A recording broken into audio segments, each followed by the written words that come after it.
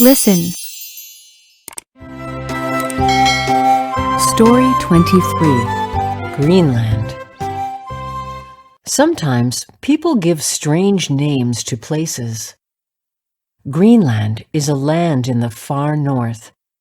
It is frozen nearly all the time. It is white with snow, and there is a lot of ice. When the Vikings got there, they saw white snow and ice everywhere. What did they call this place? They named it Greenland. They tried to trick people into thinking it was warm and filled with green plants everywhere. Let's play a trick on people.